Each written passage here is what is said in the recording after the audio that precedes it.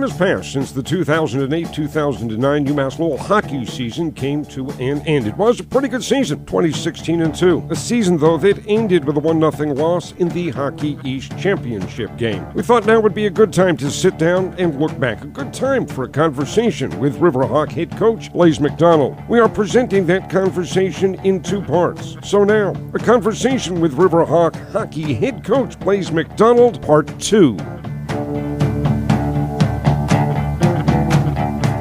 When you recruit freshmen, you hope they will play at a certain level, but you don't know. You've never seen them play college hockey. They've never played it. David Valorani had a terrific offensive year. Matt Ferreras is gritty and tough and is obviously going to be a very talented offensive player. Michael Budd impressed, I think was named the team's most improved player, looking at him from the start to the finish of the season. Michael SCHEU, who joined the team at the midpoint in the season and battled injuries, certainly was a key contributor. Tim Corcoran on the defense played just a handful of games, but certainly I don't think you can find anything wrong in his game. He was certainly solid there. So the freshman class that you brought in, I don't know what your expectations were, but I've got a feeling deep down inside that this group probably exceeded those expectations. Yeah, we've been very committed to identify a Lowell type of player. And, we need to recruit Lowell players. Only we understand what a Lowell player is, and we know in our locker room the types of kids we need and want. Somebody at Chestnut Hill could look at our recruits and say, geez, I'm not sure about this kid or that kid. Well, we do. We're very certain because we've identified and compelled and convicted to recruit Lowell players. But you're right. You're never quite certain until you get them all on the same sheet of ice, and now it's college, and how quickly are they going to adapt, so on and so forth. So a lot of it is, you hedge your bets a little bit, but, Lowell players have got to be gritty. They've got to have strong resolve. They've got to be very committed and proud of our surroundings, being part of this program. They have to be rink rats. That's a big part of being a Lowell player. With that, comes passion and commitment. So, those are really variables that we've identified that are important for us, and I think that freshman class is certainly very good. Obviously the sophomore class, and I think we're trending in the right way, that we're getting a lot of those types of players, and we feel, with their effort and our ability to coach them, that we can all kind of rise the tide a little bit. Goaltending for you is terrific. I think Nevin Hamilton early in the year said that he hoped this goaltending tandem could provide a 1-2 punch. His choice of words. I think his choice of words were pretty accurate when you look back on the season. Yeah, and they're so different. It's been well documented, like Carter's more athletic, gets out of the net, moves the puck really well. You just notice him, in and out of the crease, post to post a little bit more, whereas Nevin's much more efficient, square to the puck, does a good job coming out of the net playing it, but not nearly as well as Carter, but is so good with rebound control and so square to the puck and so efficient. They both have much different styles and both equally as effective, and most importantly, our team has tremendous confidence in both of them. So that mindset going into the game, knowing that we're not even concerned about, we know we're going to get good goaltending, that's a terrific place to be, mentally going into games. You often talk about the journey. Where are we in that journey for this hockey program? As I mentioned, I always thought we were kind of a year behind Northeastern's development. I looked at their classes and how they were going about their business, and you look at Northeastern last year, it won 16 games and kind of fizzled down the stretch, probably played Thiesing too much, and we won 16 games 2 years ago. So we're kind of, that was a good year for us. So this year you see Northeastern take a big jump, win 25 games, and right to the last weekend almost win Hockey East and make the NCAA tournament. So if we were a year behind Northeastern, you'd think would be 16, 17 wins. But,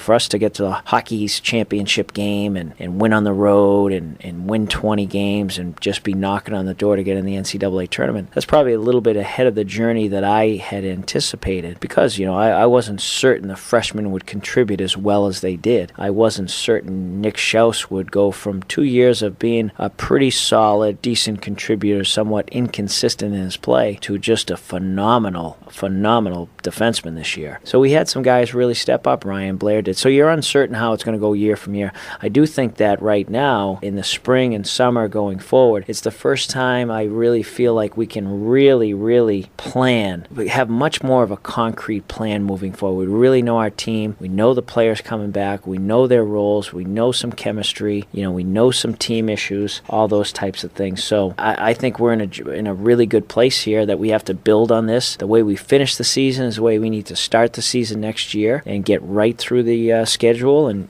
just continue to play our game and, let the chips fall where they may. And I'm pretty optimistic that we'll have to work hard, and home ice isn't out of the equation. It could happen for sure.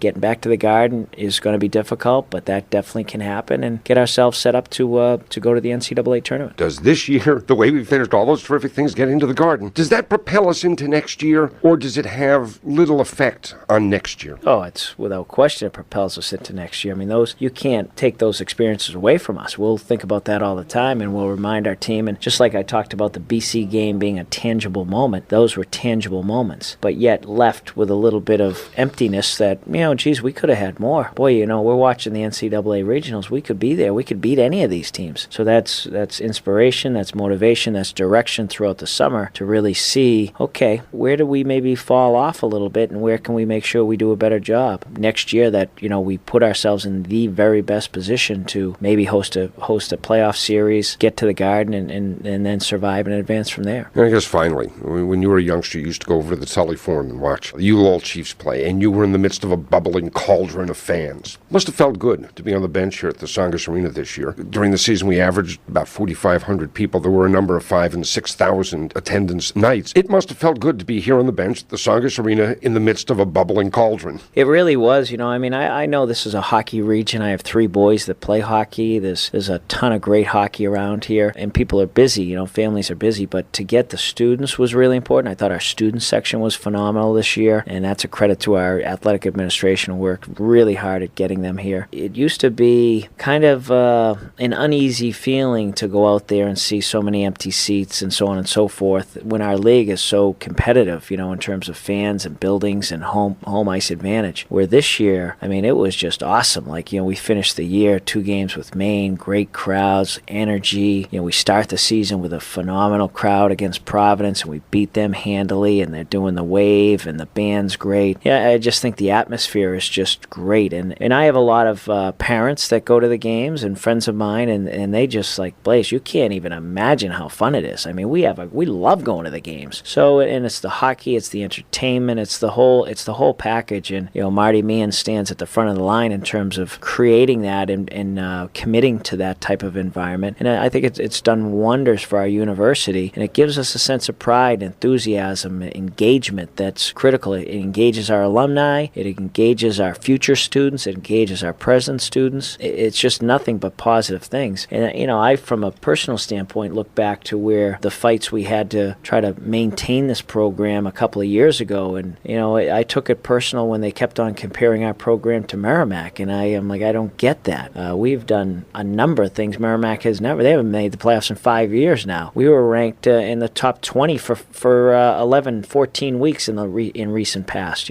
So it's nice to kind of show some people that were involved in the extinguishing our program or moving our program, to show them no, this was the right decision. We just needed the right people on the bus in the right seats, and we can get this thing done. This community deserves a great hockey program, a Division I program, and certainly our university, our students love it and will continue to grow it. Blaise MacDonald, thank you. Thank you, Bob. That is part 2 of our conversation with UMass Lowell hockey head coach Blaise MacDonald.